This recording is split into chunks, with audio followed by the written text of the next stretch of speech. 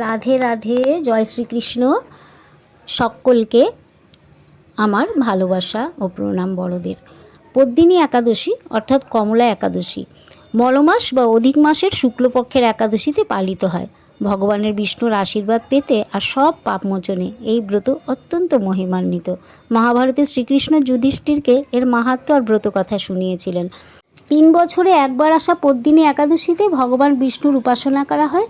এই দিনে সকাল সকাল স্নান সেরে বিষ্ণু পূজা করতে হয়, উপবাস ফলাহার এসব করতে হয়। সারাদিন ওম নমঃ ভগবতে বাসুদেবায় মন্ত্র জপ, বিষ্ণুর সহস্র নাম পাঠ করতে হয়।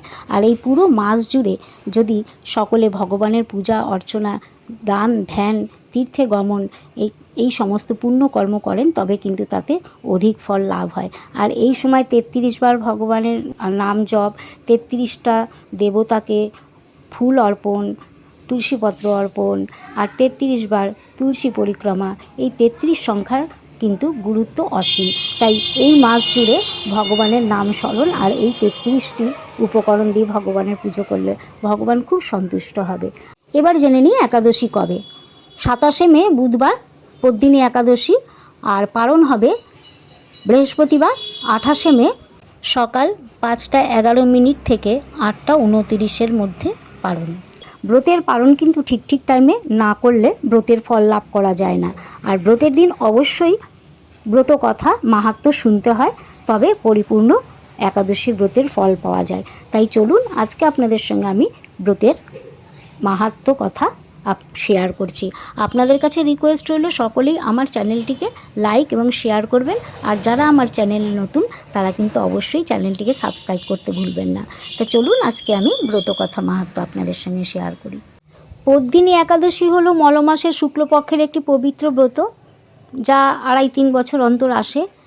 মলমাস যেহেতু এটা, তাই ভগবান বিষ্ণুর পূজা অবশ্যই করা উচিত, যা ভগবান বিষ্ণুর কৃপা ও অশ্বমেধ যজ্ঞের সমতুল্য পুণ্য অর্জনে সাহায্য করে। স্কন্দপুরাণ অনুযায়ী এই ব্রত পালনে পাপমুক্তি ও বৈকুণ্ঠ লাভ সম্ভব, যার মাহাত্ম্য রানী পদ্মিনীর কাহিনীতে নিহিত। এই ব্রত পালনে শ্রী বিষ্ণুর আশীর্বাদে নিঃসন্তান দম্পতিগণ সৌভাগ্য লাভ করেন। এই ব্রত পালনে অশ্বমেধ যজ্ঞের সমান পুণ্য অর্জিত হয়ে থাকে। পদ্মিনী একাদশী ব্রত কথা। ত্রেতা যুগে মহিষ্মতিপুরীর রাজা ছিলেন কৃতবীর্য। তার কোনো সন্তান ছিল না। নিঃসন্তান হওয়ায় দুঃখে রাজা বনে চলে যান এবং তার স্ত্রী পদ্মিনীও স্বামীর সাথে মন্দার পর্বতে কঠোর তপস্যা শুরু করেন। 10,000 বছর তপস্যা করার পরে যখন কোনো ফল হলো না, তখন রানী পদ্মিনী মহাসাধ্বী অনুসূয়ার শরণাপন্ন হন। অনুসূয়ার উপদেশে রানী পুরুষোত্তম মাসের শুক্লপক্ষের পদ্মিনী একাদশী ব্রত কঠোর নিষ্ঠার সাথে পালন করেন। এই ব্রতের প্রভাবে ভগবান বিষ্ণু প্রসন্ন হয়ে পদ্মিনীর সামনে উপস্থিত হন এবং বর চাইতে বলেন। তখন রানী তার স্বামীর জন্য একটি সর্বজয়ী ও অমর পুত্র সন্তান প্রার্থনা করেন। শ্রীহরির আশীর্বাদে তারা কার্তবীর্যার্জুন নামক এক মহান ও শক্তিশালী পুত্র লাভ করেন। তাহলে পদ্মিনী একাদশীর আমরা ব্রত কথা শুনলাম। এই ব্রত কথা শোনার পরে অবশ্যই কিন্তু আমাদের পুণ্য অর্জন হবে। সকলের সঙ্গে শেয়ার করবেন, সকলেরই যাতে পুণ্য অর্জন হয়। আর বেশি বেশি করে সকলেই অবশ্যই এই মাসটা জুড়ে তুলসী মহারানীর সেবা, ভগবানের সেবা পূজায় ব্রতী হবেন। বিষ্ণুর নামে ভজন এবং কীর্তনে সময় কাটাতে হয় এই সময়। পরদিন দ্বাদশী তিথি অবশ্যই কিন্তু আপনারা অন্ন, চিরা, মুড়ি যে কোনো ভগবানকে ভোগ লাগিয়ে সেই প্রসাদ আপনারা গ্রহণ করবেন। আর সেই প্রসাদ সকলকে দেবেন। বৈষ্ণব সেবা দিতে পারলে তো খুবই ভালো এই দিনকার। তবে যার যেরকম ক্ষমতা সে সেরকমভাবে ভগবানের পুজো করবেন।